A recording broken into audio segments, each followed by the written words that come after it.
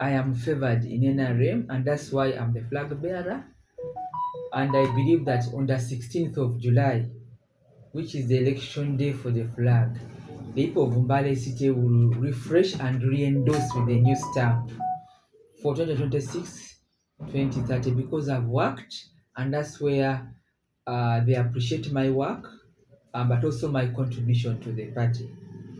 I'm also, by way of as an elected leader, I'm also the leader of the women in Uganda, and I'll be in Nambole on the 22nd of August again for re-election. And I believe I've served women. The women of NRM League support me. Actually, during the retreat we had as women, they told me to continue serving, and they gave me an opposed. But because it's democracy, we do not stop others from coming. But at least the Women's League support me, and they are behind me, and they wish me well.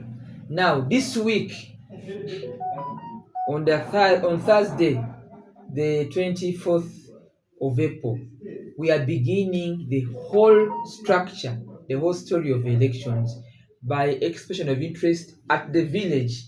So the village committees, the ones who want to be flag bearers for LC1 of NRM, because LC elections are next year, but we are choosing our flag bearers this season. So if you want to be an NRM flag bearer of LC1, if you have to be a leader in the structures, even the leagues in NRM, your village starts on Thursday expressing interest. There is a person there called the registrar and the name of the village.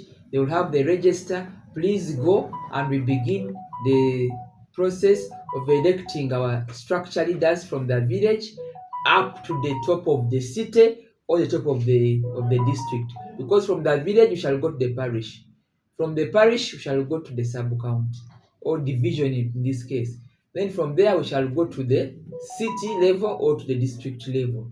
It is from those at district level or the state level that those will become our new delegates to NAMBO, to the national conference. And at the national conference, we shall have elections of flag bearers at interest groups for parliament, but also for us who are members of the Central Executive Committee.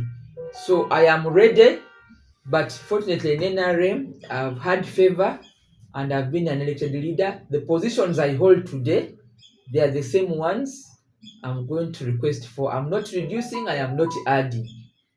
So flag bearer and SEC member. And those are the positions I have even today. And the people who voted me are happy with the work I have done. I thank you. And actually, they have increased the numbers, because those who are doubting Thomas I have proved to them that I mean business, that I serve the party, and that I love the work they gave me to work within the party. Thank you. What is people of Umbale City?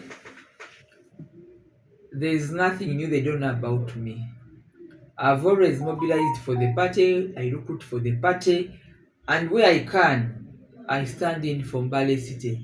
The latest we have received now is compensation, the 79.5 billion shillings to compensate the Semei Kakunguru and Ndaula families, so that the sitting tenants can get free land titles from the Uganda Land Commission, which is a government contribution, and create ownership. We are in a city, we had failed to develop as a city because many of the residents were sitting tenants on the land of Kakunguru and Ndaula. These are over 4 square miles, and a lot of that land is in the city. When we are trying to get the industrial park, we managed to get land from Bugisu Cooperative Union, BCU, is the one which gave us the land. So you can imagine where we are coming from. Is that the titles are not free, we are in the city, and we cannot develop without titled land and ownership. That I've made a contribution. We've been in this, we did the evaluation, we did the surveys. I've been part of the mobilization. So I'm very happy that beginning the financial year, the president has issued a directive. The payments should start so that the land is free and that the tenants of Mbale City get land. I'm not a sitting MP as of now, but I'm very sure there are so many things you have done for Bali City. What are some of those things that you have done other than that? There are the infrastructure projects we do. For example, supporting the program which are governmental, like the markets. We are in a city. So when the Kumi Road market burnt, I went there and supported our people. Majority of them are women. If you look in our market, whether it's Mine Market, whether it's Parisa, whether it's Kichindu, whether it's Kumi Road, or even in Koma, all these markets, majority of the vendors are women. So my heart is there. So I've been supporting them. I want to make sure that we continue supporting them. First of all, they are supposed to only pay money for utilities. Government gave them free stores because most of the markets, like the main market, was built by government. It is meant to be for the low income earners. So their only market dues are for maybe garbage collection, utilities like water they can contribute, and electricity, but also most important, security. So, and then maintenance of the market, like maybe painting, sanitation. So my support as a leader in the city is I'm going to put more energy in management of the markets, because that's where the bulk of the businesses are, and that's where the parish development model money is going to end up in terms of value addition. They give you money, you get seeds, you go and grow food, you go and sell in the market. So, and the majority of them are women. We also got to train women to make sure that they grow their businesses and register them. When you register a business, then you benefit from some of the government projects and programs, like the one you've had called GROW. GROW is a World Bank project, but a woman who is not registered cannot get it in the business. And yet it is focusing for those who are benefiting from PDM, so that they can take off, take off and grow their businesses. I have been running for many years a food security program every season, including this one of March, April of 2024, 2025. I supply seeds to all the communities in Imbale City and outside Imbale City, so that, and vegetable seeds, so that we fight the issue of hunger and poverty in the home. Food security is so important. But the biggest pillar of food in the home, the one who is responsible for food in the home, the one who is in charge of the kitchen, is a woman, and I'm a leader of women. So even this season, I've been moving around every small veranda or garden in Imbale State, small, around where they throw the rubbish from the kitchen.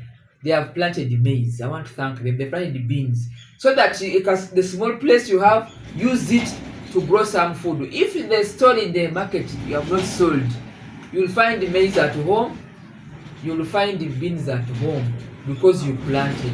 So I want to continue promoting the food security campaign. All the VHTs, the village health teams this year, they got seeds. So every village, there is those two people, the village health teams, who got seeds, and we requested them to go and give their neighbors on the village. So there is a trademark on every village this season that my seeds are there. So that's very, very fundamental for me, and also as a leader, to have something to give, but also to be a role model, because I also have a garden. I've also grown food this season. We are fighting hunger and food security in the homes. I've run this program for about 15 years now. Every season, we have 2 seasons. Every season, I go around, I look at the harvest, and then we prepare the gardens and then we plant. I've also been many times helping the people of Umbali to appreciate the budget cycle. Like this time, I've already told the City Council of Umbali to make sure that we try as much as we can, as the leaders of the city, not to return money to the center. Money for garbage, money for capital, for human capital, money we should have a utilization capacity, so that we are able to put our budget and have the absorption capacity and be able to develop. This is a new city. We have to work very hard to ensure that the city builds infrastructure and lives the expectations of the people. Finally, because I also come from Bugisu and Mbale is the sitting room of Bamasaba and Bugisu, I support any coffee grower. And the next campaign, like in the Ministry of Agriculture, I've already tried to say they will be coming. I've requested them to come and we visit, license and map nurseries for quality coffee seedlings. I would like to support BCU led by Honorable Nandala and other leaders of our community to make sure that we give new life to the best brand of coffee in the world, Arabica coffee, by giving out quality seedlings and giving an address to younger people. I would like to see 10 youth in every village with a garden of coffee. New coffee seedlings with the new science, new brands of coffee aligned to the brand of Arabica coffee. So my partnership with the private people who are coffee farmers in Mbale, this is the season for me to come and inspect our nurseries. To come and inspect what they call mother gardens of coffee. Because we are known for coffee, but most of the farmers are elders.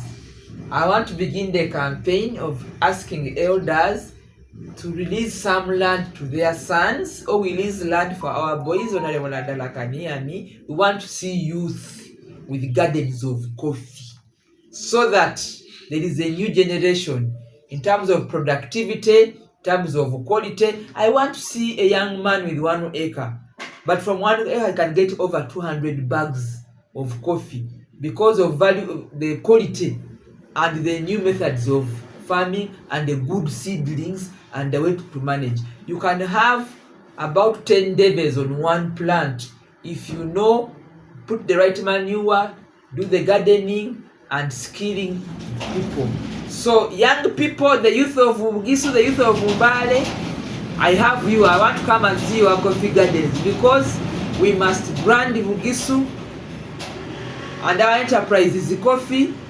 But if you are below the age of 30, I want to see your garden. If you don't have land, I want to mobilize the leaders to release land for younger people, all the families to release some land so that we can help younger people to grow coffee using science, using good methods of production, so that a small acreage of coffee can maximally give us the most amount that can come out of it. We don't need a lot of land to grow coffee, to get productivity. Just using science, fertilizers, proper methods of growing, we'll be able to produce a lot of coffee so that every season some young man has a minimum of 100 bags of coffee. So that's my next campaign, and my focus is on young people. If you are 30 and below, you have finished school, before you get a job, kugana ube ni gumugunda gwemwanyi, and you must have nurseries and you must have mother gardens. Beyond Buginyanya, which is our research center, we also have substations and licensed nursery managers. And if our young people can do that, because a nursery, you don't need a lot of land. But let's now focus on that so that we are known that we have now reloaded the campaign for Arabica coffee growing and management in Bugisu and in Mbale City, where I am an elected leader in NRM.